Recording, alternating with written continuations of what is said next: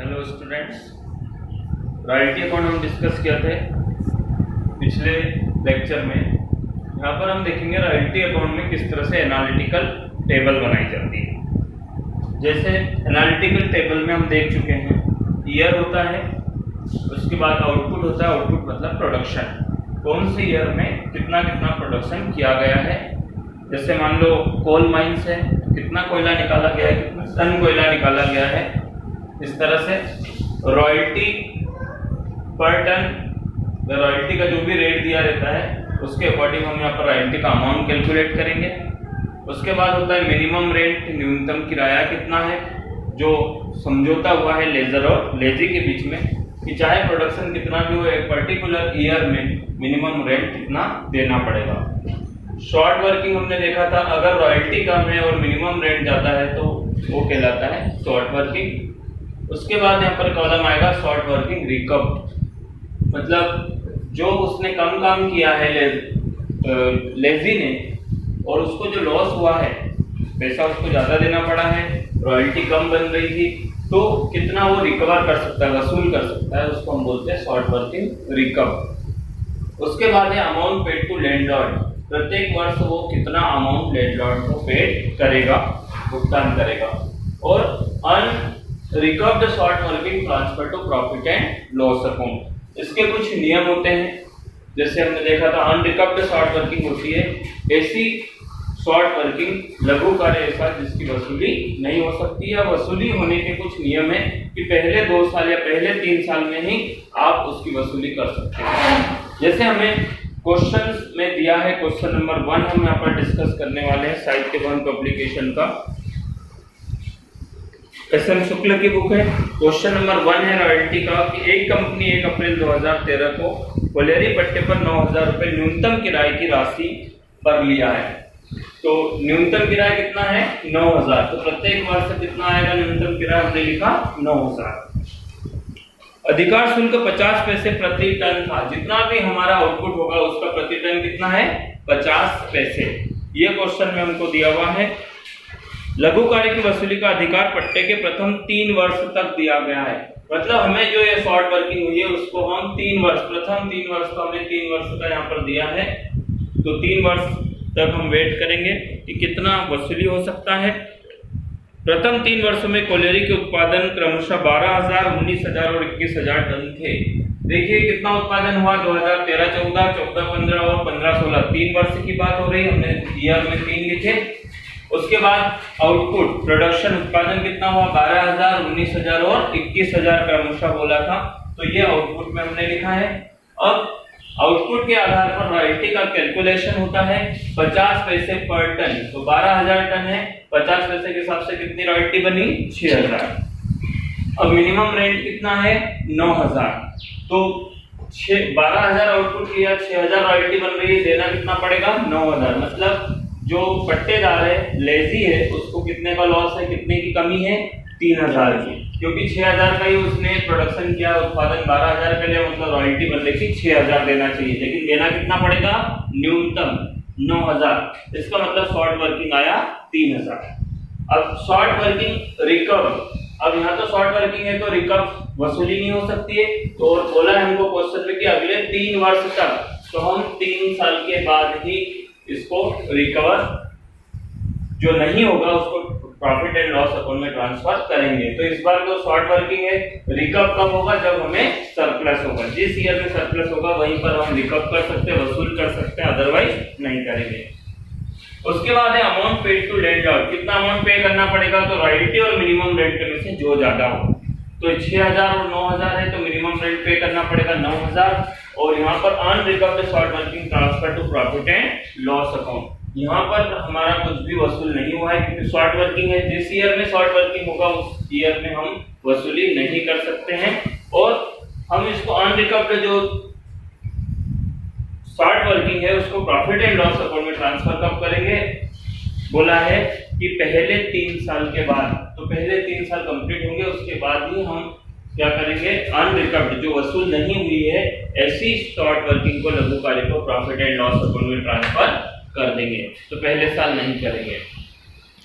दूसरे साल 14-15 में 19,000 टन का उत्पादन हुआ है, 50 पैसे के हिसाब से रॉयल्टी बन रही है 9,500। न्यूनतम किराया क्या है, वही है 9,000। तो यहाँ पर क्या है, 500 रुपए रॉयल्टी ज्यादा है, मतलब सरप्लस है। तो शॉर्ट वर्किंग नहीं है यहाँ पर, तो डेस लगा दिया। अब यहाँ पर हमें बोला है कि जो शॉर्ट वर्किंग है उसको अब वसूली हम 3 साल तक कर सकते हैं। तो दूसरे साल में हमें कितने की बचत है, 500 रुपए की। तो ये 3,000 में से 500 क्या हो गए, वसूल हो गए। तो हमने यहाँ पर लिखा शॉर्ट वर्किंग रिकवर, वसूल हो गए, क्योंकि 500 रुपए यहाँ पे हमारा सरप्लस था, अधिक था। अब हमें कितना पैसा पेमेंट करना है, 9,500 और 9,000। तो जो ज्यादा वो करना है, लेकिन 9,500 में से 500 हम वसूल कर लेंगे, मतलब पेमेंट कितना देंगे, लैंडलॉर्ड को इस साल भी हम देंगे 9,000 रुपए। और 3 साल तक हमको अनरिकवर्ड में कुछ भी ट्रांसफर नहीं करना है, क्योंकि पहले प्रथम 3 वर्ष तक हम इसको अधिकार है कि वसूल करने का, तो इसलिए हम उसको अनरिकवर्ड में ट्रांसफर नहीं करेंगे P&L में। तीसरे ईयर में हमको उत्पादन दिया है 21,000, 50 पैसे के हिसाब से बन रहा है रॉयल्टी 10,500। न्यूनतम किराया हमारा 9,000। यहाँ पर भी हमारा सरप्लस है, अधिक है 1,500 रुपए का।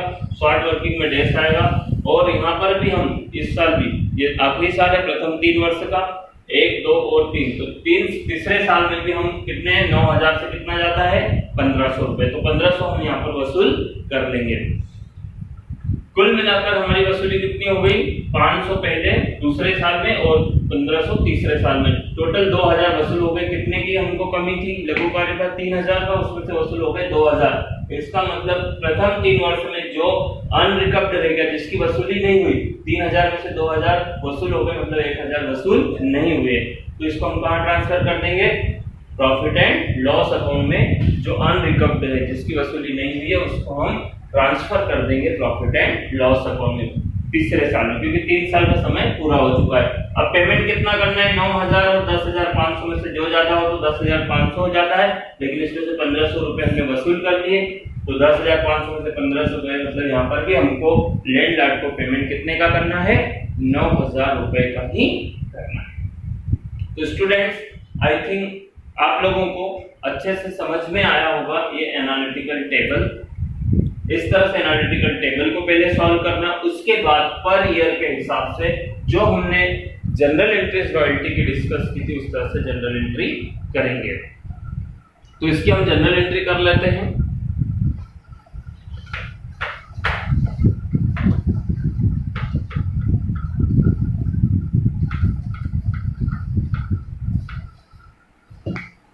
अब प्रत्येक वर्ष के अकॉर्डिंग हमें जनरल एंट्री करना है।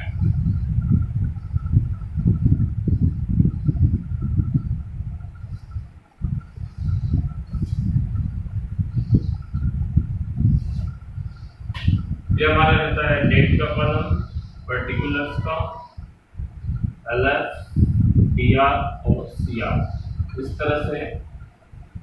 अब जनरल एंट्री करेंगे हम।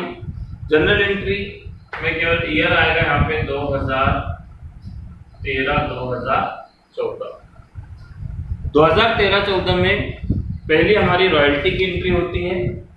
तो क्या एंट्री होगी, पहली रॉयल्टी अकाउंट DR।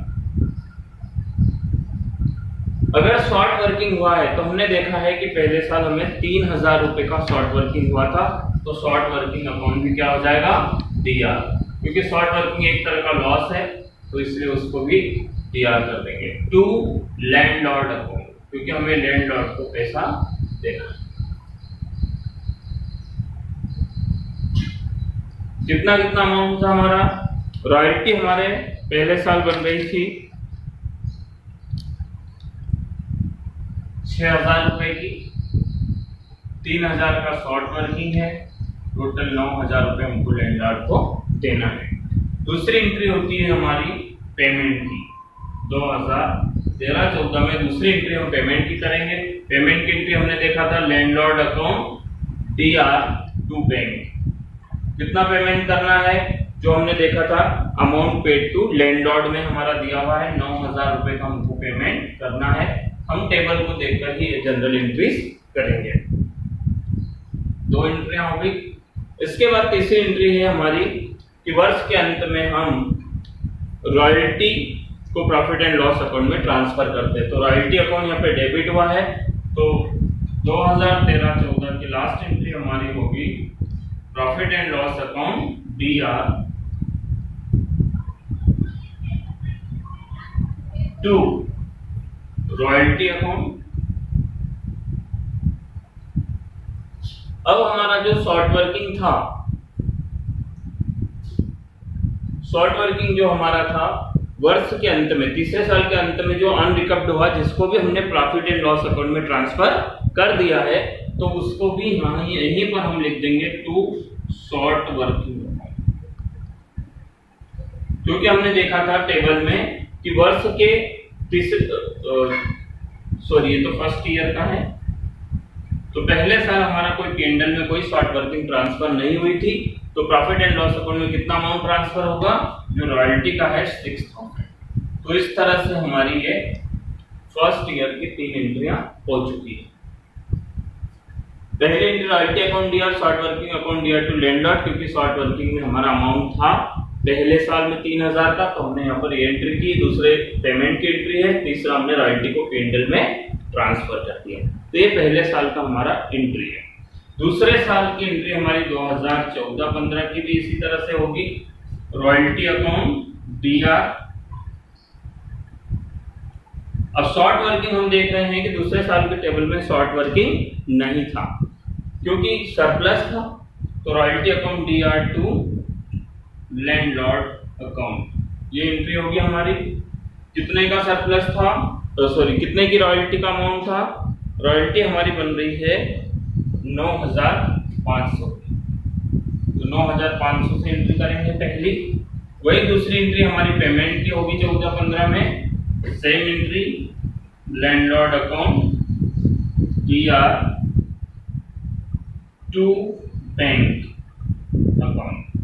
अब यहाँ पर सरप्लस है, और सरप्लस क्या हुआ है, रिकवर्ड हुआ है। तो रिकवर्ड हुआ है मतलब सरप्लस हुआ है, तो सरप्लस जहां पर होता है वो रिकवर्ड हुआ है, तो हम यहाँ पर वसूली हुई है, तो क्या करेंगे, landlord account DR to bank और to short working. Short working यहाँ पर हमारी रिकवर्ड हुई है, तो इसलिए हम यहाँ पे टू शॉर्ट वर्किंग भी लिखेंगे। टोटल लैंडलॉर्ड को हम कितना पेमेंट यहाँ पे डेबिट हुआ है, क्रेडिट हुआ है 9500 से, उसमें से पेमेंट हम कितना दे रहे हैं, टेबल में देख रहे हैं 9000 का पेमेंट दे रहे हैं और 500 रुपए शॉर्ट वर्किंग की वसूली हो गई है। तो इस तरह से हमें यहाँ पर क्वेश्चन करना है, दूसरी एंट्री करना है। Landlord account DR 9500 to bank से हमने पेमेंट करना है, पेड टू लैंडलॉर्ड में 9000 है सेकंड ईयर में 14-15 में, और शॉर्ट वर्किंग जो है हमारी वसूल हुई है तो 500। जब हम शॉर्ट वर्किंग होती है कॉलम में तो हम उसको डेबिट करते हैं, जब वसूल हो जाती है तो शॉर्ट वर्किंग को क्रेडिट करते हैं। तो ये तीसरी और लास्ट एंट्री जो रहेगी हमारी, वही हमारा प्रॉफिट एंड लॉस अकाउंट में हम रॉयल्टी को ट्रांसफर कर देंगे। Profit and loss account DR to royalty. Royalty कितने की हमारी रॉयल्टी है 14-15 में 9500 की, तो हम 9500 रुपए को ट्रांसफर कर देंगे प्रॉफिट एंड लॉस अकाउंट में। इस तरह से हमारा 2 साल की एंट्रीज हो चुकी है। मैंने बताया था 3 एंट्रियां मेन है। पहली रॉयल्टी का हम जब अकाउंटिंग करते हैं, लिखते हैं या दे होती है, पे करना है हमको, पेबल है। शॉर्ट वर्किंग है तो DR हो जाएगा। दूसरा पेमेंट की एंट्री है landlord account DR to bank, और तीसरा रॉयल्टी को प्रॉफिट एंड लॉस अकाउंट में ट्रांसफर करना, profit and loss account to royalty. Same हमको सेकंड ईयर में करना है, लेकिन यहाँ पर शॉर्ट वर्किंग नहीं था इसलिए हमने नहीं लिखा पहली एंट्री में। दूसरी एंट्री में हमको सरप्लस वसूली हुई है, तो यहाँ पर शॉर्ट वर्किंग को क्रेडिट करना है, 500 रुपए की वसूली हुई है। और तीसरा, जितना भी हमारा रॉयल्टी को हमने डेबिट किया उतने ही अमाउंट को हमको P&L में ट्रांसफर करना है। 9500 से एंट्री हो गई। तो ये सेकंड ईयर की एंट्रीज थी। इसके बाद स्टूडेंट्स हम बात करेंगे लास्ट ईयर की 2015-16 किस तरह से एंट्रियां हम 2015-16 में करेंगे।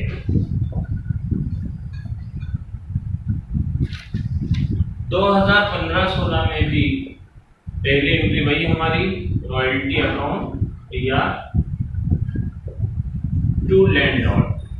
यहां पर भी हमारा शॉर्ट वर्किंग नहीं, कितना रॉयल्टी बन रहा है यहाँ पर? रॉयल्टी बन रहा है 10,500 रुपए। 10,500 से हमने एंट्री कर दी।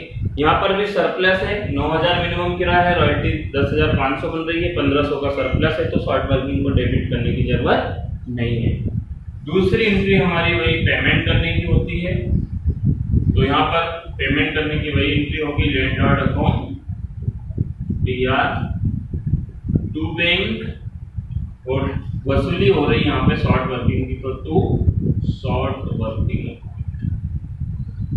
लैंडलॉर्ड को कितना पेमेंट देना है? 10,500 रुपए हमने यहाँ पे पेबल बताया था, उसमें से शॉर्ट वर्किंग की वसूली कितनी हुई है? 1,500 रुपए रिकवर्ड हुए हैं, मतलब वसूल हो चुके हैं, तो हम उसको पेमेंट करेंगे 9,000। वैसे हमारी ये अमाउंट हम टेबल में से ले सकते हैं, जैसे हमने शॉर्ट वर्किंग रिकवर्ड में 1,500 लिखा है तो वो, और पेड टू लैंडलॉर्ड में हमारा अमाउंट है 9,000 तीसरे साल, तो बैंक के सामने हमने लिखा 9,000 का पेमेंट करेंगे। उसके बाद अब हमारी थोड़ी सी लास्ट एंट्री है, जो जिसके अंदर थोड़ा सा चेंजेस आएगा। लास्ट एंट्री जब हम क्या करेंगे, 2015-16 में लास्ट ईयर में हम रॉयल्टी को ट्रांसफर करेंगे प्रॉफिट एंड लॉस अकाउंट में। तो profit and loss account DR2 royalty, ये तो हम करते ही हैं प्रत्येक वर्ष।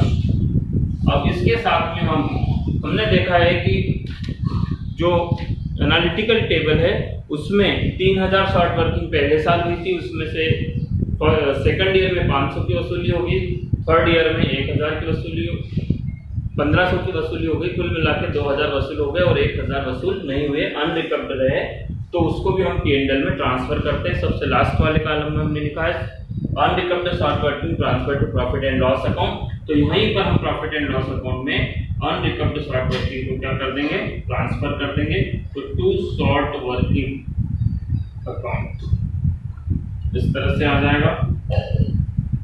तो अमाउंट जो है हमारा यहाँ पर रॉयल्टी कितनी ट्रांसफर होगी? रॉयल्टी हमने इस क्वेश्चन में इस ईयर में 10,500 रुपए की रॉयल्टी है। शॉर्ट वर्किंग कितना है? शॉर्ट वर्किंग जो है 1,000 है, तो कुल मिलाकर 10,500 और 1,000 11,500 प्रॉफिट एंड लॉस अकाउंट में लास्ट ईयर में ट्रांसफर।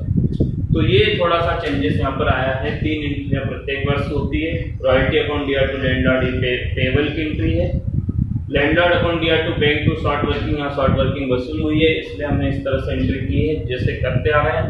यहाँ पर profit and loss account DR2 royalty को ट्रांसफर करते हैं, लेकिन रॉयल्टी के साथ साथ यहाँ पर हमको अनरिकवर्ड शॉर्ट वर्किंग को भी ट्रांसफर करना है P&L में, इसलिए हमने यहाँ पे टू शॉर्ट वर्किंग अकाउंट लिखा है। क्योंकि हमने जो 3 साल का एनालिटिकल टेबल बनाया है, केवल 1,000 का अमाउंट लास्ट वाले कॉलम में अनरिकवर्ड शॉर्ट वर्किंग में लिखा है, क्योंकि ये वसूल नहीं हुआ है।